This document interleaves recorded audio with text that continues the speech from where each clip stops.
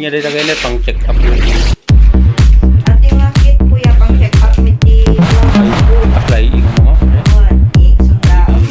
i-measure me no mga kadakto di dyan na kasi agi pingamin kadakto di dyan na ag-base na pingamin idyan na mabalin na nga normal wunuhaan. Kailangan i-dakto dyan na nga yan na nga sa dakto dyan na ada tendency na kadakto ng mga baby. Mo.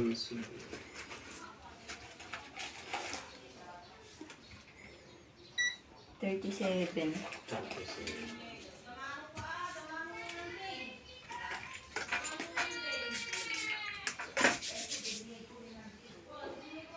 Hinihintay namin yung rescue guys. Rescue ng sa bayan namin. Ayun siya. So yan si Ma'am saka sir, yung midwife natin. Baka na ba ni isa lang? Siguro daw baka alas 9 ay mga anak na kasi kunti na lang daw yung tubig sa ano niya. Napupunan niya. Panurin lang natin. So ito guys, naghihintay yung rescue sa amin. Ambulansya dahil kailangan na nating ilagay sa ospital para doon na siya mag-labor. Ayun. So nakakalakad pa naman siya. Pero siyempre hindi naman yung lakad na masigla na. Yung siyempre hindi na yung pangmadali. So kinakabahan tayo. Kanina kasing madaling araw, sinabi niya sa akin na masakit na yung tiyan niya, kaya ito. Sabi ng mga alas 9 daw kasi yung panganak niya.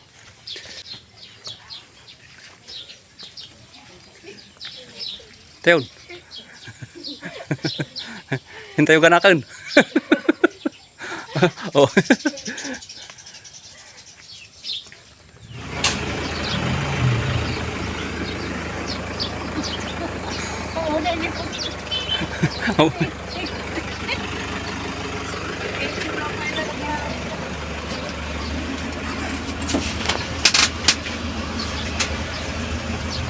Ay, pagdamog ng para.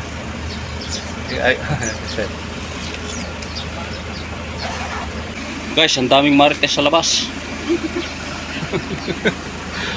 Pag ganito kasi parang artista ka. Dito sa amin, dito sa barangay namin, parang nakatingin lahat yung tao. Ito sila.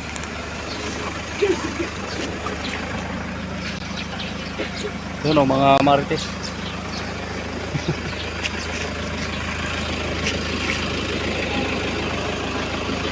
So nandun pa mga iba.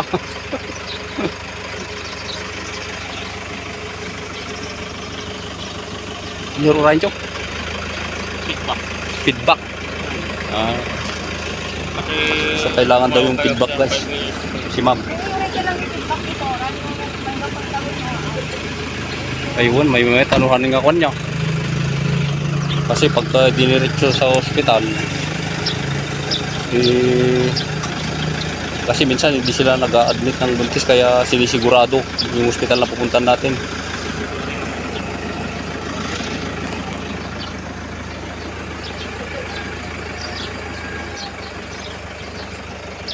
Ayan guys, papalit na itong rescue. Bulan siya. Hindi, bakunado nila patas mo di COVID vaccine? Uma. Yung tungkol niya vaccination card na? Ay, dama mo na ito. So, buti guys, hindi natin nakalimutan yung vaccination card niya kasi kailangan pala yun. Ayun.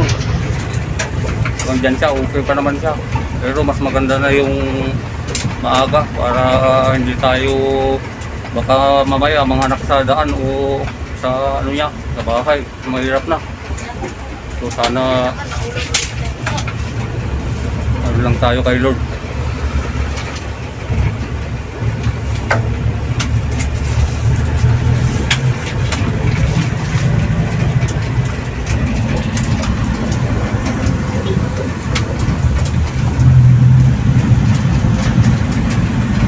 So, yan yung sunod na panganay ko guys.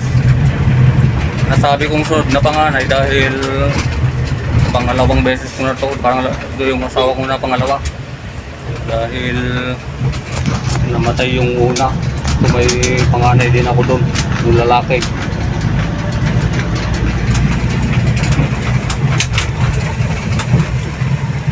Bali siya yung kasama kong magbabantay doon.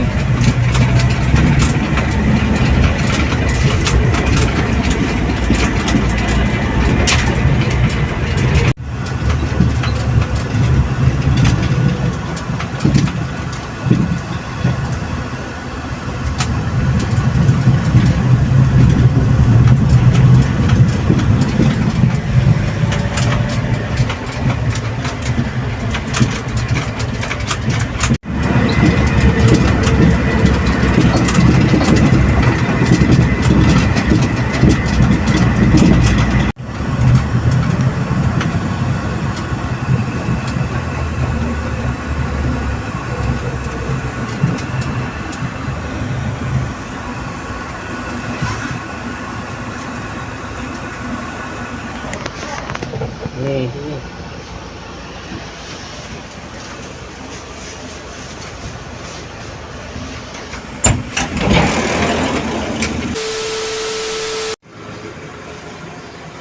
morning po, endorsing patient. Sabi ko na eh, ikaw yung taga-sitayan sir. So nandito tayo guys. Bali ina-assisan ni ma'am yung sa center natin. Kuya, pababayan mo yung nakasiba ko.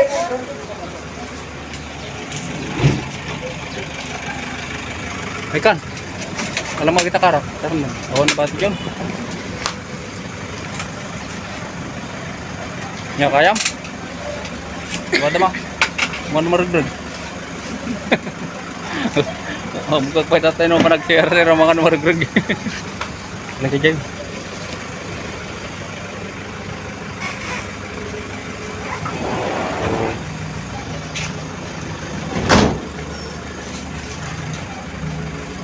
So yan, dito na kami guys.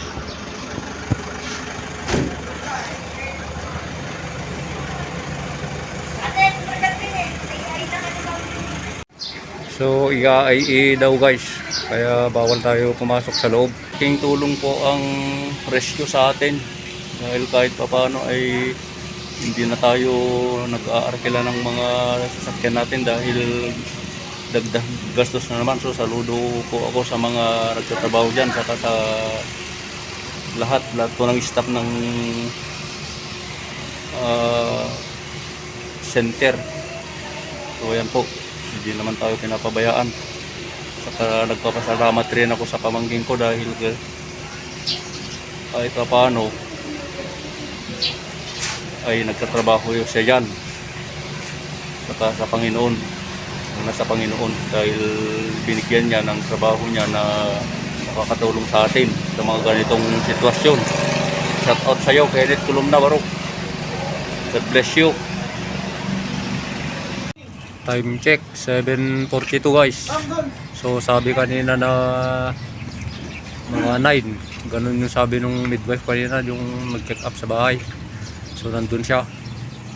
Sana ay maayos yung kanyang panganganak guys. So dito yung labor area guys. Ito. Labor area. Bago siya, dito siya hihintayin yung una. So ito guys, bumili tayo ng wipes. Ayan. So ito guys, bumili tayo. So nandito pala yung mga tito namin. May hospital din. Kaya ito, okay lang. Para may kasama tayo dito. Yeah, gawin kayo mo lang.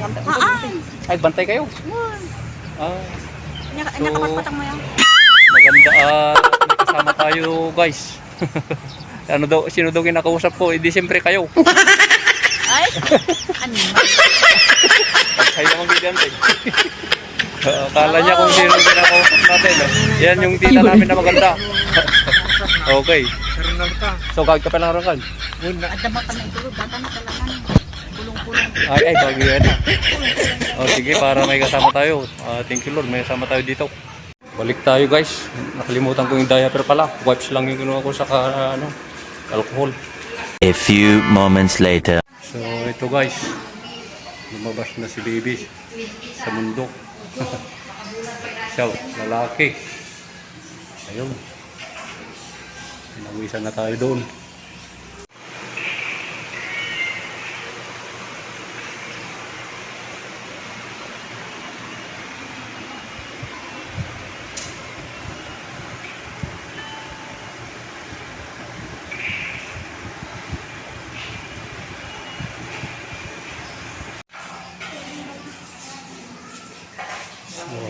siya. Okay, si baby. Oh. Ayan.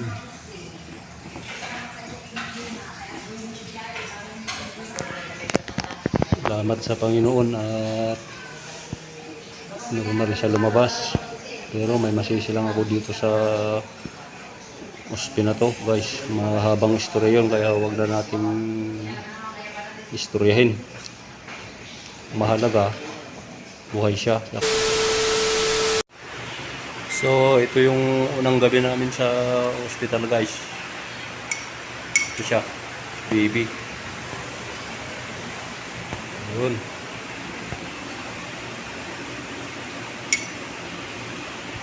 Tulog na tulog.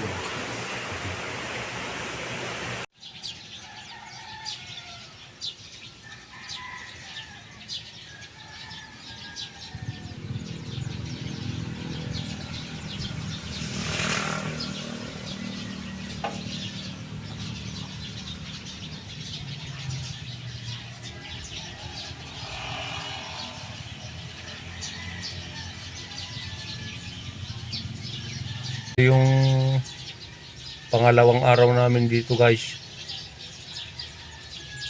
Bale, inihatid ditong Tracy kagabi para kung may pupuntahan tayo, mayroon tayong service. So, ayan. Nagkataon pa na holiday ngayon sa amin dito sa Cagayan. Cagayan. Yun, nagiging holiday kasi yan sa amin dito. So sana bukas makauwi na tayo, mauwi na natin si baby. Kasi mahirap talaga yung mamalagi dito sa ospital, guys. So panurin lang natin kung ano pang mga kaganapan. Wala pa tayong tulog. Hindi kasi tayo makatulog sa ospital. Hirap kasi talaga. Okay. Ito yung pangalawang gabi namin. So antok na tayo. Kaya hindi ka talaga makatulog dito. Si Mrs. kumakain, oh.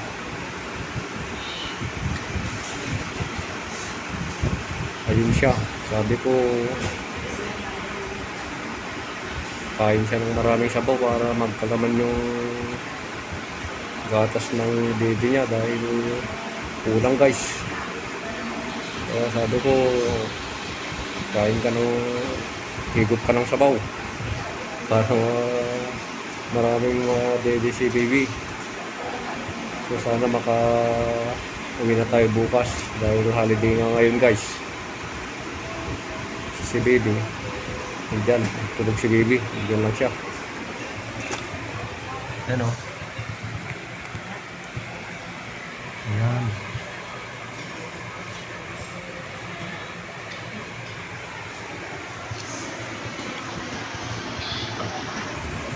So sana makawin tayo bukas, guys, dahil mayroon talaga mamalagi dito sa hospital. Hindi naman sa pagmamadali, pero mas magdali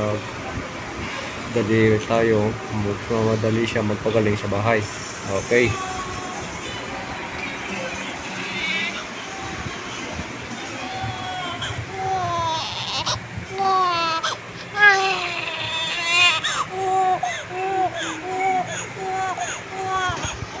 Gutom na rin si baby. Ito yung third day ni baby. Ayan. Iising lang natin, guys.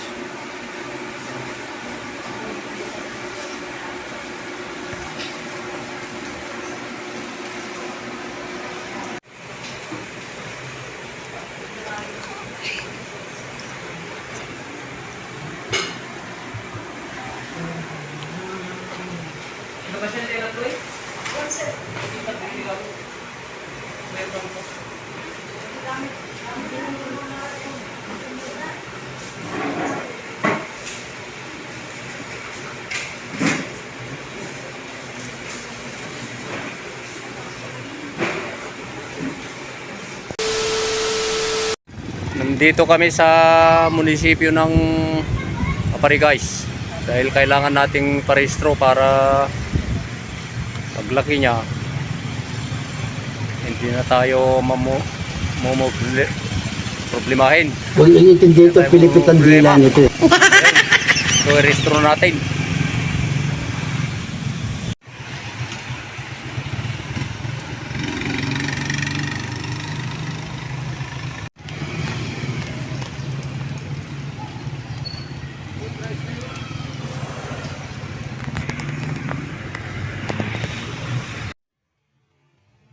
Okay na guys, tapos na yung kanyang birth certificate, uwi na tayo.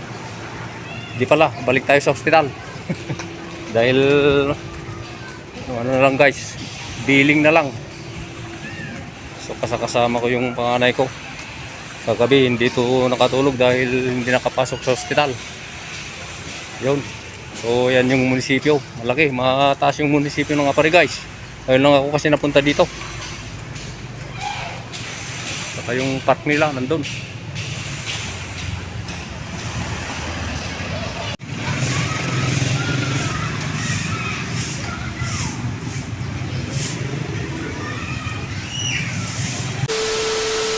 So ayan guys, salamat sa Panginoon at makakauwi na tayo. Ito, ayan.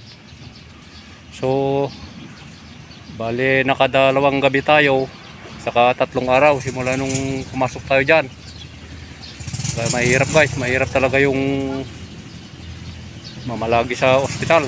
Talagang sakripisyo rin yan. Dahil sa pagkukuha pa lang ng mga papeles kanina, hirap na tayo, pabalik-balik doon kung anong pinapakuha. So okay lang, at least makauwi na tayo guys. Ayan, uwi na tayo, nandyan na yung ating service. So ayan na siya, wala na tayong tulog. Magpapahinga lang tayo sa bahay. Okay, ayan, uwi na tayo.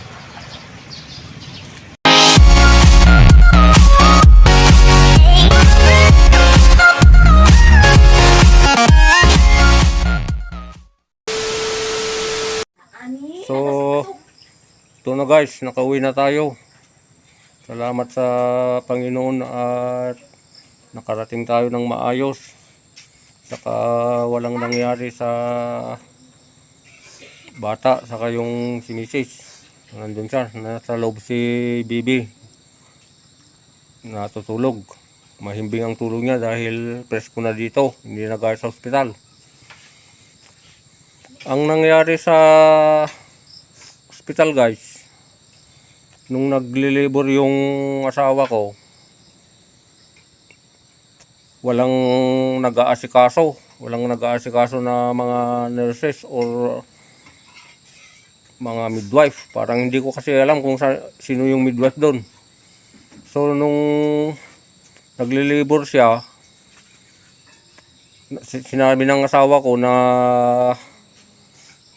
lalabas na daw yung bata dahil masakit na daw. Tapos talagang wala guys, walang talagang nag-ano sa mga ano na yun, sa hospital na yun. Kaya yun din ang ano, hindi ko magustuhan na ano yun, hindi maganda yung servisyo nila doon. Tapos tinawag ko sila guys, wala pa rin ano, hindi pa, parang wala lang daw kasi may oras daw yung panganak ng asawa ko. Tapos guys, nung bumalik ako, yung asawa ko guys, nanganak na sa may bed. So siyempre bilang ama guys, talagang natakot ako. Yung nasa isip ko, baka mahulog yung bata or siyempre mapahamak yung asawa ko. Kaya ang ginawa ko guys, talagang nagpanik ako doon. Talagang sumigaw ako talaga doon. Tapos wala pa rin parang wala na yung mga nila, staff nila. So lumabas na yung bata sa bed. Ang ginawa ko guys, nang sa isip ko, ito hindi ko alam kung tama yung ginawa ko. Gusto ko sanang i-video yung anak ko na lumabas na sa may yung lumabas na. Kasi nanganak na sa bed yung asawa ko, nawawala yung mga ano. Tapos alam nyo guys, sa totoo lang, ako pa yung sabi nila, wag daw ako mag-video dahil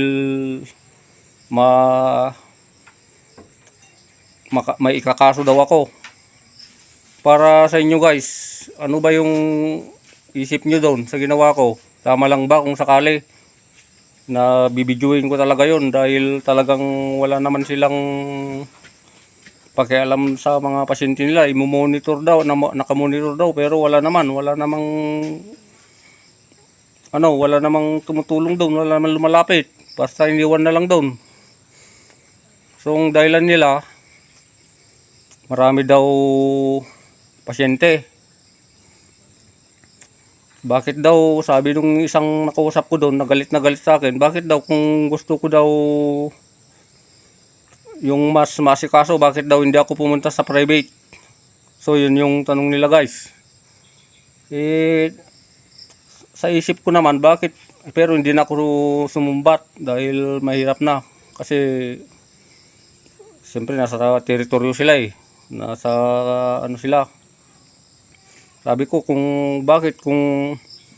sakali sana na nadala namin yung asawa ko kung hindi lang din naman inaasikaso, dapat sana sinabihan na nila noon bago ko ipasok yung asawa ko doon. Dapat sinabi na nila na marami na yung pasyente, kaya para hindi sana mapahamak yung asawa ko guys. So ganun yung nangyari. Bahala na kayo kung tama lang yung ginawa ko doon. Pero guys, hindi ko tinuloy yung pagbibideo ko dahil yun yung sabi na makakaso ako. Pero salamat sa Panginoon at wala namang nangyari sa mga magina. So pinabayaan ko na lang yung guys. Pinabayaan ko na lang. Dahil hindi naman natulog ang Diyos. So nagpapasalamat ako sa Kanya na malusog naman si Bibi. Saka wala namang nangyari. So yun lang. Yun lang ang masasabi ko doon. So sana sa ospital na yan, dapat sana magdagdag sila ng doon, mga midwife nila o ano dyan. Saka dapat wag silang tatanggap ng marami para hindi naman tayo mapahamak doon kasi muntik na. So yun lang guys, yun lang masasabi ko. So ayan, paggabi na. Doon naman sa nagsabi sa akin na dapat sa private kami pumunta para masikaso. Hindi ko kasi alam kung nurse o midwife yun. So sana, una pa lang sinabi na nila na marami ng pasyente. Dahil andun pa naman yung ambulansya. Dapat sinabi nyo ng ganon. Huwag na yung ganun na yung sinasabi nyo sa amin pagka mayroon naman kayong kamalian. Dahil nandun pa naman yung ambulansya na naghihintay sa amin. Pwede pa naman naming ilipat yun. Dahil malakas pa naman yung aming pasyente. Marami pa namang ospital na pwedeng puntahan namin kung sakali. Kaya huwag naman kayong ganun. Tingin ko sa inyo, mayroon naman kayong sinumpaan na dapat yung gawin So, yun lang yung masasabi ko doon. Dapat pagbutihin nyo naman yung mga ginagawa nyo dyan. So, yun lang naman yung masasabi ko sa'yo. Huwag na ninyong hintayin na may mangyari pa sa aming mga pasyente. Dahil siguro may karapatan din naman kami. So yun guys ang ating video. Sana nakapagbigay ng kunting aral sa ating lahat. Kaya huwag kalimutang mag-like, comments, share na rin. At higit sa lahat, subscribe na para updated kayo sa mga susunod pa nating video ang gagawin. God bless us all guys.